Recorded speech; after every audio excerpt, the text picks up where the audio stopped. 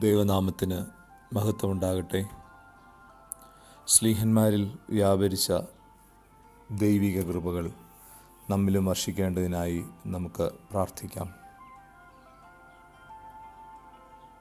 വിശുദ്ധ മത്തായി എഴുതിയ സുവിശേഷം 4-ാം അധ്യായം 21-22 വാക്യങ്ങൾ. അവിടെ നിന്ന് മുമ്പോട്ട് പോയാറെ സെബദിയുടെ മകൻ യാക്കോബും അവൻ്റെ സഹോദരൻ യോഹന്നാനും എന്ന വേറെ 2 സഹോദരന്മാർ പടകിലിരുന്ന് അപ്പനായ സെബദിയുമായി വല നന്നാക്കുന്നത് കണ്ടു. അവരെയും വിളിച്ചു.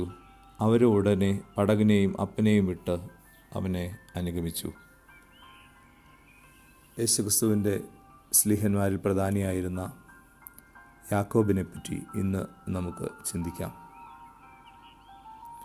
യാക്കോബിൻ്റെ സഹോദരനായിരുന്നു യോഹന്നാൻ.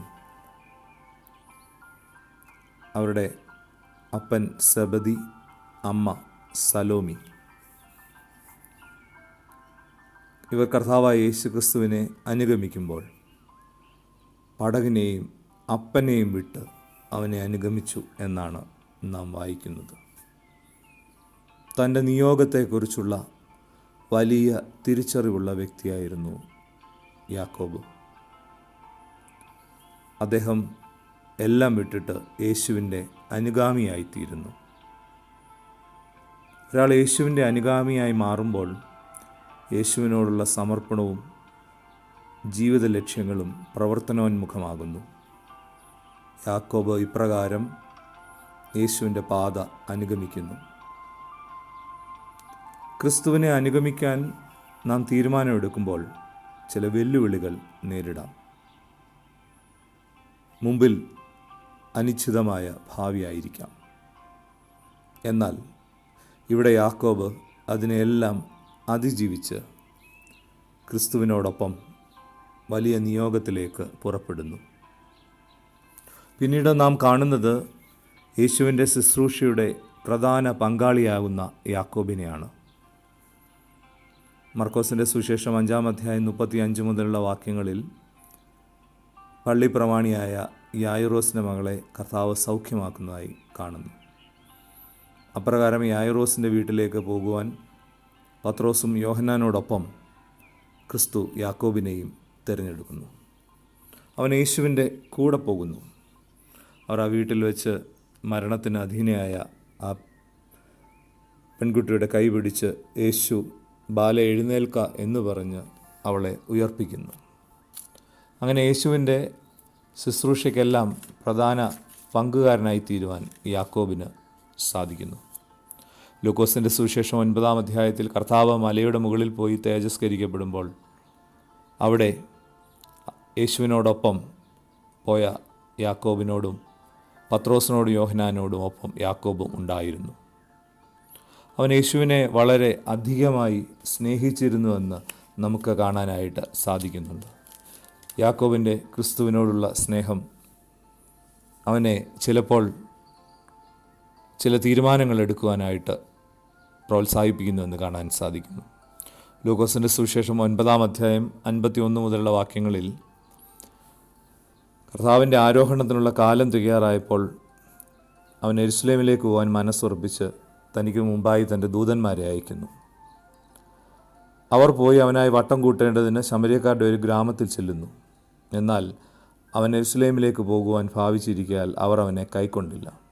അപ്പോൾ യാക്കോബും യോഹന്നാനും അത് കണ്ടിട്ട് കർത്താവിനോട് പറയുന്നു, ഏലിയാവ് ചെയ്തതുപോലെ ആകാശത്തു നിന്ന് തീ ഇറങ്ങി അവരെ നശിപ്പിപ്പാൻ ഞങ്ങൾ പറയുന്നത് നിനക്ക് സമ്മതമെന്ന് ചോദിക്കുന്നു.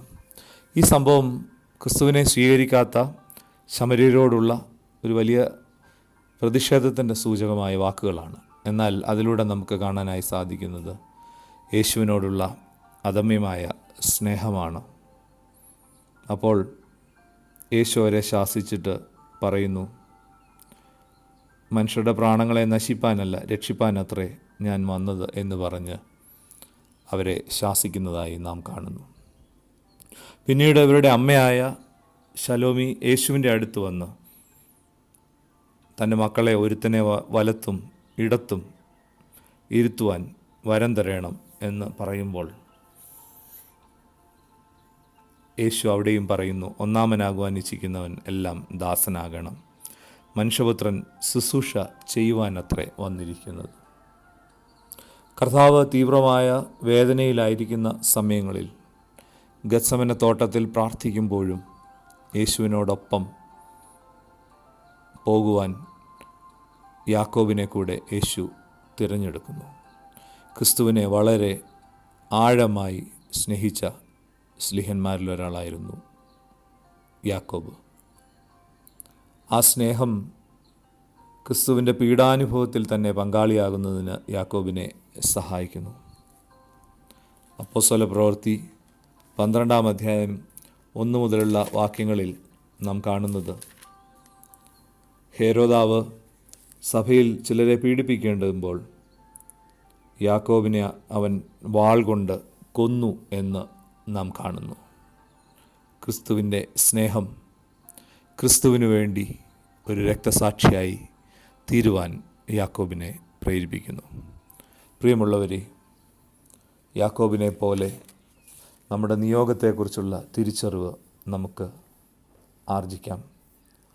ക്രിസ്തുവിൻ്റെ ശുശ്രൂഷയുടെ പ്രധാന പങ്കാളിയായി ക്രിസ്തുവിനെ ആഴമായി സ്നേഹിച്ചതുപോലെ നമുക്കും യേശുവിനെ സ്നേഹിക്കാം. കർത്താവിൻ്റെ വഴികളിൽ നമുക്ക് സഞ്ചരിക്കാം. അങ്ങനെ ദൈവത്തിൻ്റെ നല്ല ശിഷ്യഗണമായി തീരുവാൻ ദൈവം തമ്പുരാൻ നമ്മേവരെയും സഹായിക്കട്ടെ. ദൈവത്തെ സ്നേഹിക്കുമ്പോൾ സർവം നന്മയ്ക്കായി ഭാവിച്ചിടുന്നു.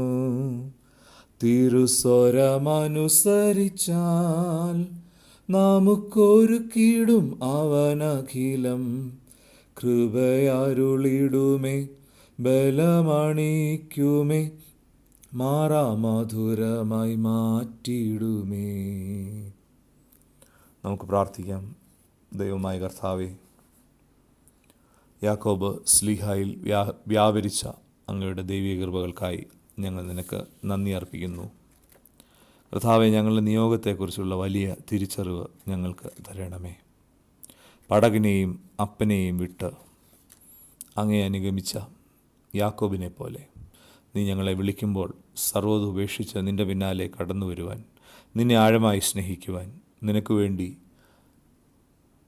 ഞങ്ങളുടെ ജീവനെ തന്നെ തരുവാൻ ഉള്ള മനസ്സ് ഞങ്ങൾക്ക് നൽകണമേ. പ്രാർത്ഥന കേട്ടതിനായി സ്തോത്രമെല്ലാം യേശുവിൻ്റെ നാമത്തിൽ തന്നെ. ആമീൻ.